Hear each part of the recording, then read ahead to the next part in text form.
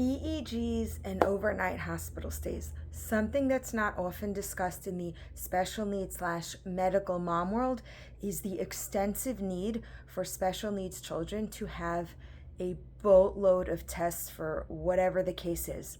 So, I am the Queen of Down Syndrome sister. I have raised her for 19 years, and I am going to share with you a hack that I wish I knew while she was growing up.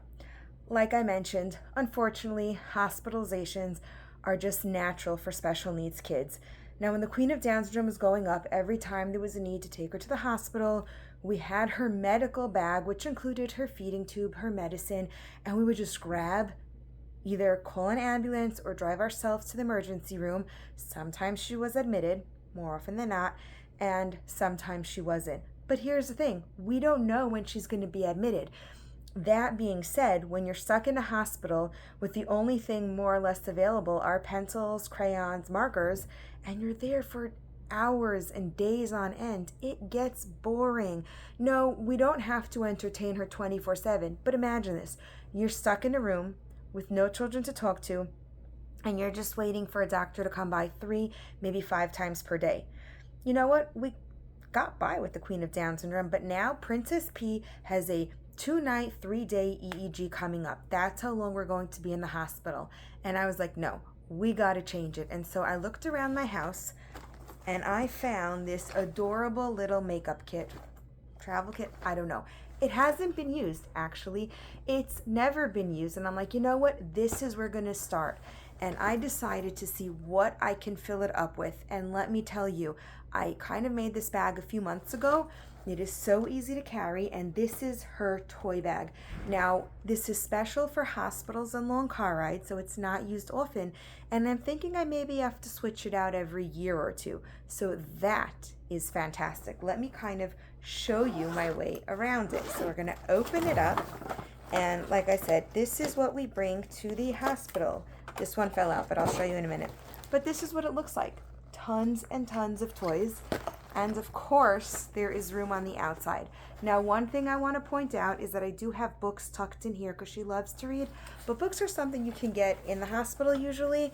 So let's go through each pouch. So this is the first pouch. And I have over here these movement discs. And I'm going to link whatever I could find below, and if I can't find it, I am going to link a substitute. Now, these are little wooden discs. I kind of picked like 6 of them that she knows how to do, and this is just a great way for her to add movement. Now, if you notice, Princess P does not walk yet, and so the ones that I chose for her are the movement ones, and because these are flat, I can actually fit a whole bunch in here. And the flatter the toy, the more books it allows me to bring because it doesn't take up space. So here are her yoga cards. And it zippers up so nicely, and if you want, it hangs.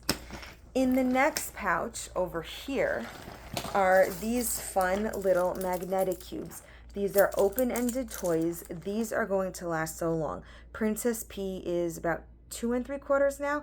And let me tell you what, not only does she like playing with these, but my 10-year-old nephews enjoy playing with these. And these are so open-ended. I'm going to leave a link to about 2 or 3 of them, in the comments below, because there are so many sets. I think we have, I don't know how many sets at this point, 10. I just basically put my hand in the bin, grabbed a bunch. She's too young to actually create anything with them, but just the fact that she could build and knock down and build and knock down. And I like the fact that, as you can see, they're magnetic, so they're not rolling all over the place, and they're quite small. And remember how I said the flatter the pieces, the better? So these do not take up that much space. Let me show you. And so when you fold it over, like I said, there's room for about 3 to 4 books in here, depending on the size of books I add. So here's the first side, is we have these yoga circle to get circles for movement, and we have these magnetic cubes. On the next side, this one she adores. These are her Playmobil. Now these are a little bit more bulky. They do take up space, but they were all, look, we have the car for movement. I took a few random Playmobils, people, so we can actually act out scenes. And then, like I said, we have a huge bin of Playmobil, so I took things that were interactive. We had the little doghouse, but the chicken can go in the doghouse. Of course, packed one of the dogs. The dog can go in the doghouse, and really all I did was I took some Playmobil, put it in here. Like I said, the Playmobil, they're bulkier, so they do take up most of the space. But come on, she's got to have a toy, and she can just act out, creative play, whatever it is. This is actually one of her favorite pieces, so she's going to love it. And in here we had some extra space. She likes to roll things between her hands and make this kind of movement. As you could see here, we have these. And so I found this little toy online, and we just kind of, we put it in, and she can take it out, roll it together. It's technically for matching. We don't use it for that. It's really just for her to have fun and get her sensory input. And this goes with the Playmobil side because, like I said, that is bulky. I have a few of these as well.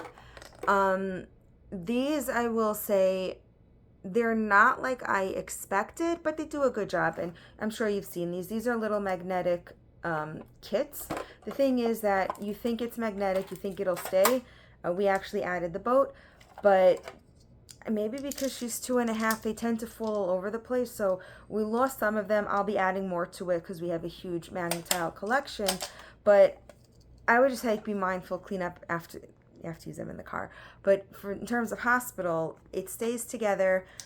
She has her magnetic tiles. We have the people, the tiles. We have a whole bunch of these. She's more into tiles because she just likes, stacking and breaking. And these are a little more bulky. I think moving forward, I probably do better not to have them in this bin, although I do like the neat look. But I can add another book if I just stack the tiles up in here. And again, like you unzipper it, you open it up, and there you have it. So for right now in her bag, she has magnetic tiles, Playmobil, she has this wooden matching game, she has these cubes, and of course this yoga set. And we stick our books. So last thing is the front pouch, because this is so huge and so much room. I love it. She loves it. And another book.